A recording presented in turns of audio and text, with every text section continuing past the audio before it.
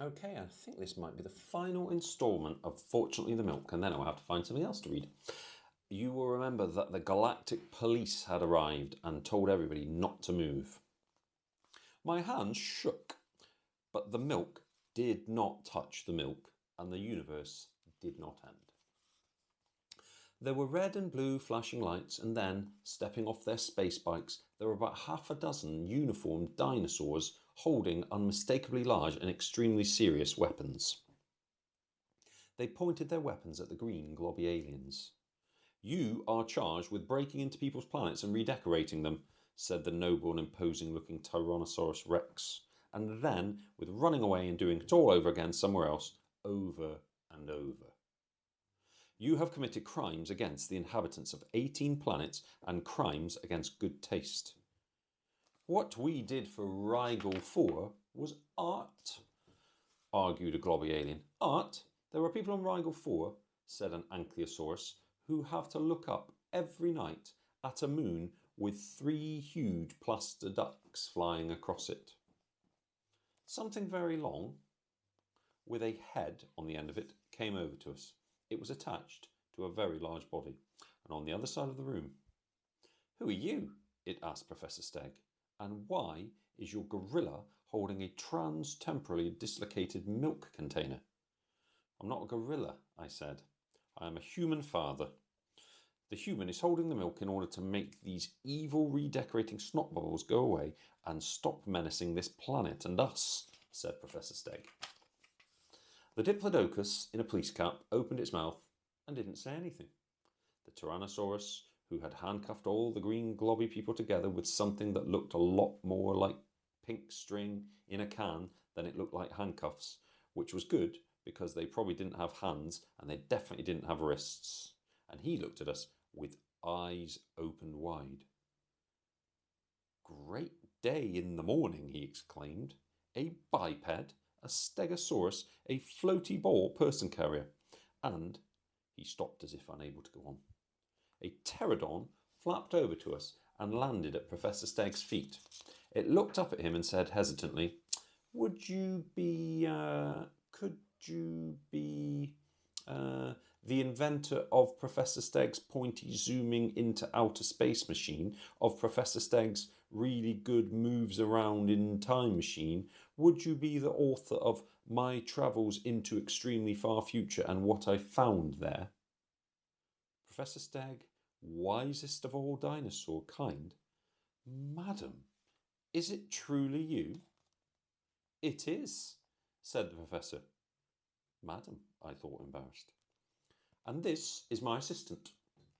The pterodon extended a wingtip for me to shake, and, without thinking, I moved the second milk from my right hand to my left, where the first milk was. Everybody gasped. Unfortunately, the milk that had been in my right hand, which was the same milk that was already in my left hand, the same milk 15 minutes apart, touched each other. I held my breath. There was a fizzing noise and a mewing as if 100 kittens were being agitated in an enormous basket. Professor Stegg closed her eyes. "I can't look," she said. 3 purple dwarves with flower pots on their heads appeared from nowhere and began to do a little dance. "Did the universe end?" said the Tyrannosaurus, with his eyes tightly scrunched closed.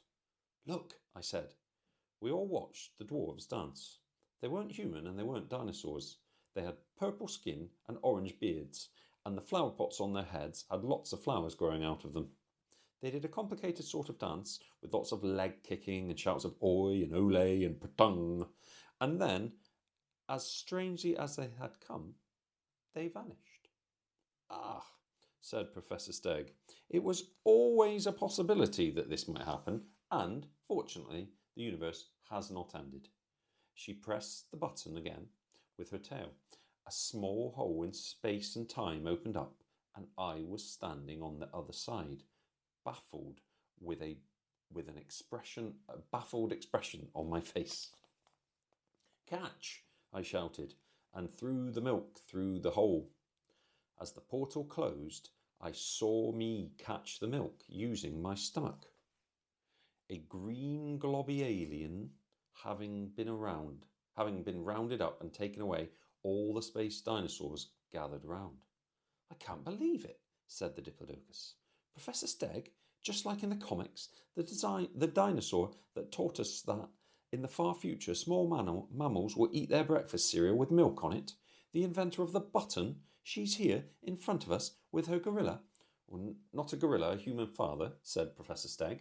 And all the other dinosaurs gasped and said things like, how wise she is, and what a brain, and how can you tell the difference between that creature and a gorilla?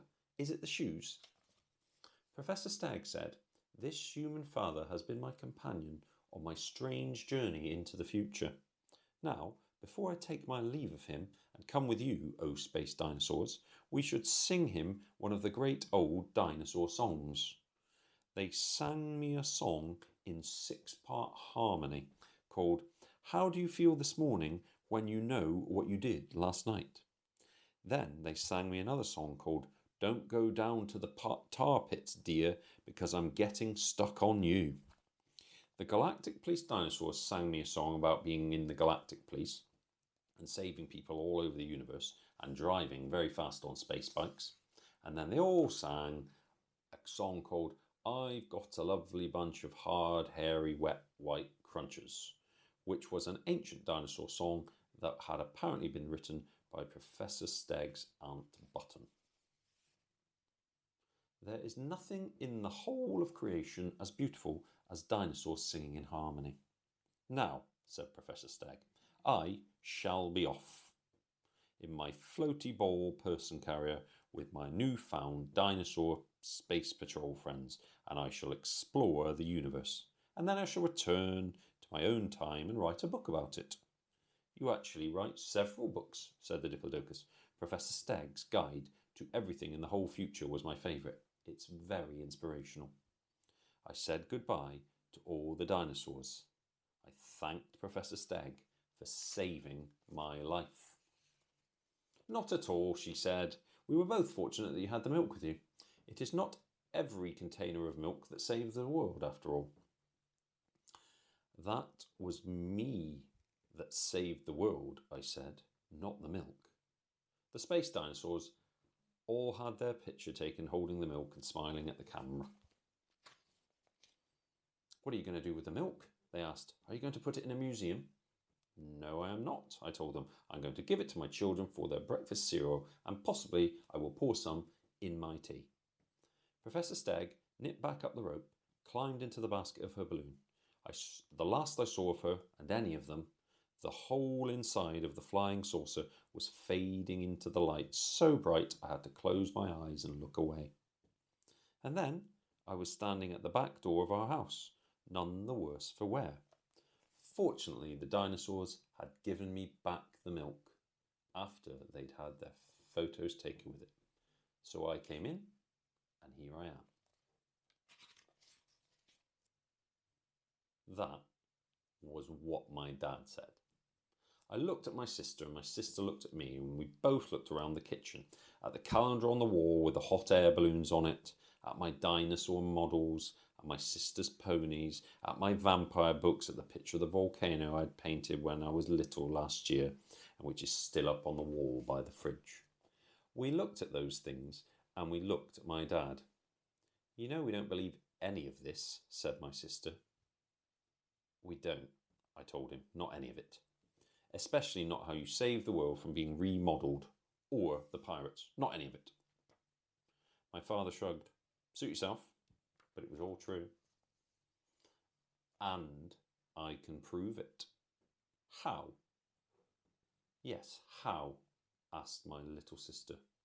Well, said my father, putting it down on the kitchen table, here is the milk.